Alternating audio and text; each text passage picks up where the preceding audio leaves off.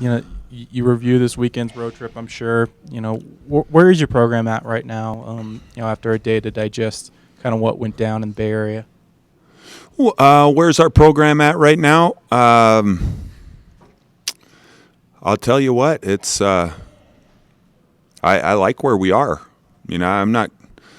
It's no different than if we would have won both games on the weekend, and you're in an opportunity to play your single game at Colorado. To me, it's about trying to get better today. We responded well. Hey, we got stung on Friday. That was a team that I thought we beat ourselves. I have no problem, and I said it on the radio show the other night. I have no problem when a team beats us. I had a problem Friday night because I felt like we shot ourselves in the foot, and we had a number of areas. We didn't play hard enough, didn't play solid enough defense.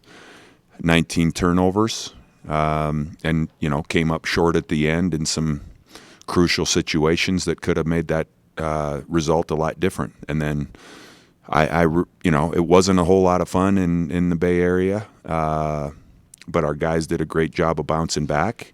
In the Cal game, that's a team that was picked second in the Pac-12. I don't know how many teams are going to beat them at Cal. It's a 6-point game, 4-point game at halftime, and shot 30%. It's a 6-point game with 2 minutes to go, and they hit a big time shot. Rab does. So that was a game I felt like we got beat, and addressed the rebounding issues, some of the deficiencies that we've got going on with that, and it's time for us to start putting it together. We've had games putting it together in a couple different ways. We've had games with too many turnovers, and maybe we rebound it well, and you come up on the short end. We need to start being able to take care of the ball, rebound, and then I think in the second facet of that is to have multiple guys that play well. At the end of the day, you can't have two players that have above average performances and then a bunch of subpar or par and expect to win, specifically on the road.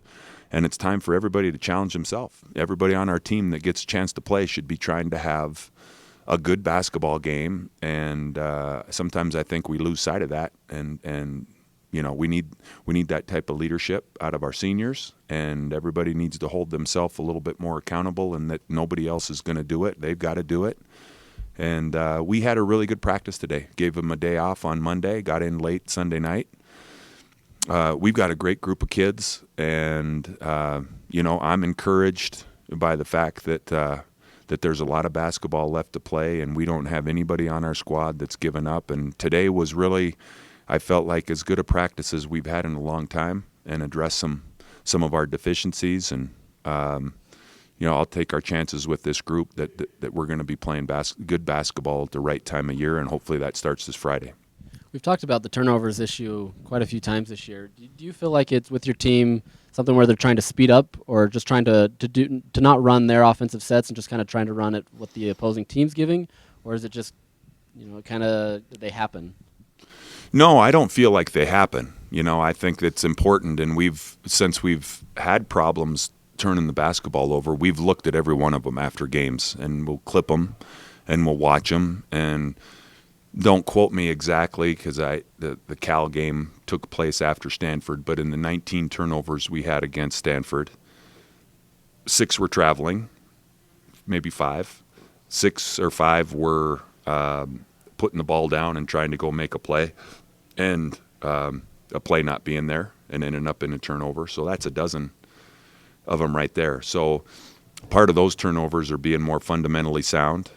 Brandon with his footwork, I think, is important, and not trying to make things happen that aren't there. That's kind of the state of it. But for us too, as coaches, instead of just telling our players that they have to be more fundamentally sound, we're also looking at maybe where there's some confusion as to why they would think they need to go make that play when really our default is something else, and we need to lean on that, knowing we can get a shot rather than having a turnover. So it's everybody needs to take some accountability. It's not a situation where we as coaches are just telling our guys, hey, quit turning it over. We're looking at how we can build the system a little bit different to not tempt them to turn it over. But we're also asking them to take a heck of a lot more pride in the fact that we have a possession, and every possession is worth a point in the game of basketball at just about every level. And you can do the math on it however you want, but Stanford game with 19 turnovers How would you like to have a couple of those mindless ones back and know that we don't go to overtime? And until we get a better sense and a sense of urgency that we can't turn it over and it's got to smart a little bit more, we'll continue to have the problem. But I felt like we bounced back against Cal.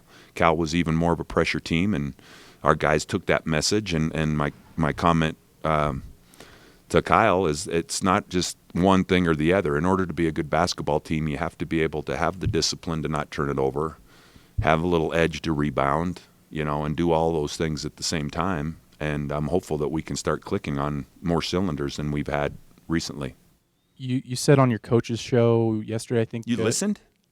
I listened. Nice. It's more for Bill, because I'm a big fan. No, but you said you wanted to add toughness and kind of put that into your DNA.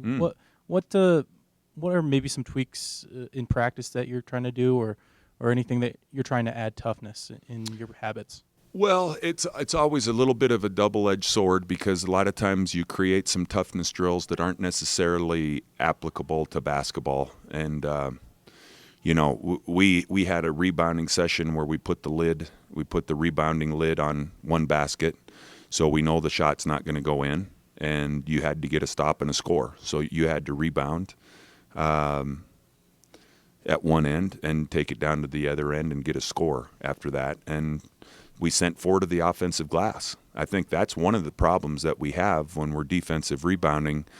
We take a lot of pride in not giving up easy baskets, which oftentimes involves us having our 1, 2, and our 3 the minute we shoot, taking off and going back and getting ready to play defense.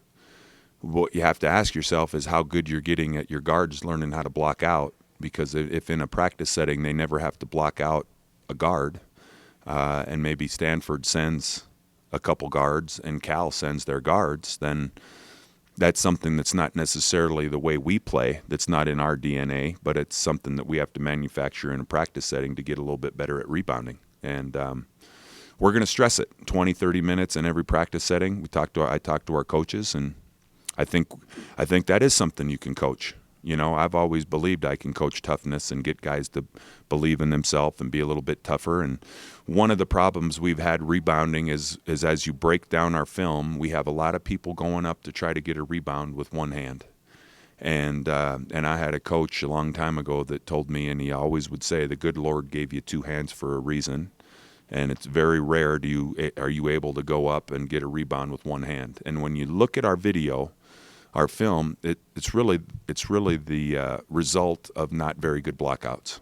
If you go in and block out a guy, and you're low, line of scrimmage and low and playing on balance, and your hands are up, so that you're not holding somebody with one hand and wrapped around them, which means you can't basically rebound with one hand, then that's one of the factors. So it's about being in a stance, going and hitting a guy violently on a blockout, and having your hands prepared, thumbs in your ears, and ready to try to get a rebound. And I thought in 20 or 30 minutes, actually probably 40 minutes of our practice today, with the rebounding focus, we got better. And again, you risk, when it gets that physical, you risk, a couple guys cracking their heads together, and you got concussion protocols, and you got higher probability of some ankle sprains. So it is risky when you do it, but it's important for our team to do it.